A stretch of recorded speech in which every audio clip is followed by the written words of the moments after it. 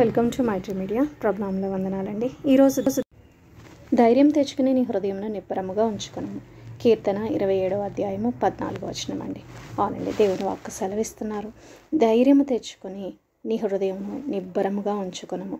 అవునండి, ఈరోజు మరి మీరు ఎలాంటి పరిస్థితుల ద్వారా వెళ్తున్నారో, ఎలాంటి కష్టం ద్వారా వెళ్తున్నారో, ఎలాంటి శ్రమ ద్వారా వెళ్తున్నారో, మరి అయినప్పటికీ కూడా మరి ప్రభువుని బట్టి మనం అంటండి ధైర్యం తెచ్చుకోవాలంటండి.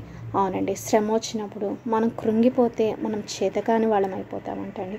అవునండి, కాబట్టి మరి దావీదు భక్తుడు కూడా మరి తన శ్రమలో ఉన్నప్పుడు, తన కష్టంలో ఉన్నప్పుడు, మరి తన శత్రువు తన వెనకాల తరుముతున్నప్పుడు, అలాంటి టైంలో కూడా ఆయన ధైర్యం తెచ్చుకొని మరి ఆ యుద్ధాలు జరిగించినట్లుగా మనం చూస్తున్నామండి. మరి ఒకానొక సందర్భంలో మరి తన అనుకున్న వాళ్ళందరూ కూడా తన మీద తిరుగుబాటు చేసి తనని రాళ్లతో చంపేయాలి అనుకున్నప్పుడు కూడా మరి ఆయన తన కన్నులు ఎటువైపు ఎత్తుకున్నాడంటే మరి దేవుని వైపు తన కన్నులు ఎత్తుకోవడం జరిగిందండి. తన ధైర్యం తెచ్చుకున్నాడండి. అయ్యో, మరి వీళ్ళందరూ నా అనుకున్న వాళ్ళు, నన్ను సపోర్ట్ చేసేవాళ్ళు ఒక్కరు కూడా లేరు అని మరి అక్కడ కృంగిపోకోకుండా మరి దేవుని వైపు తన కన్నులు ఎత్తుకుని ధైర్యం తెచ్చుకుని మరి అక్కడ పని జరిగించడం జరిగిందండి.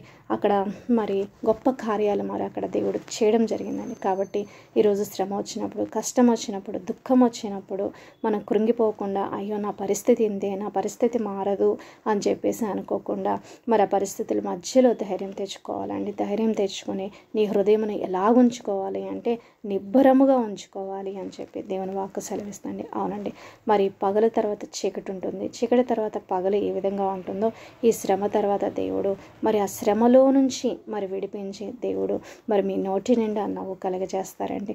కాబట్టి దేవుని వాక్కు సెలవిస్తున్నట్టు మరి దేవునిని బట్టి మనము కలిగి ఉన్న దేవుడు గొప్ప దేవుడు అండి.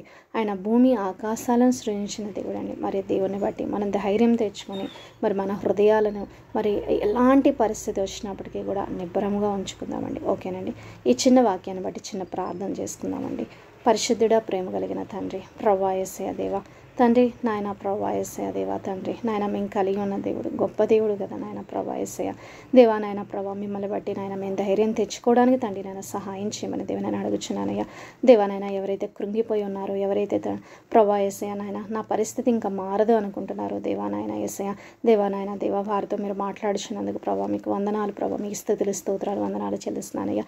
దేవా నాయన ప్రభా, శ్రమలో నుంచి విడిపించి తండ్రి నాయన ప్రభా మీరే గొప్ప చేయమని దేవా నేను అడిగి వేడుకొంచున్నామయ్యా. తండ్రి సహాయం దయచేయండి దేవా. ఎవరైతే వాక్యం వింటున్నారో దేవా ఈరోజు వారి చేయ పనుల్లో, వారి జాబ్స్లో, వారి బిజినెస్లో అన్నింటిలో కూడా నాయన ప్రభా యేసయ్య ఒక గొప్ప జయాన్ని దేవా వారికి అనుగ్రహించమని అడుగు చిన్న ప్రార్థన యేసయ్య అతి పరిశుద్ధమైన నామములో అడిగి వేడుకొంచున్నాను తండ్రి.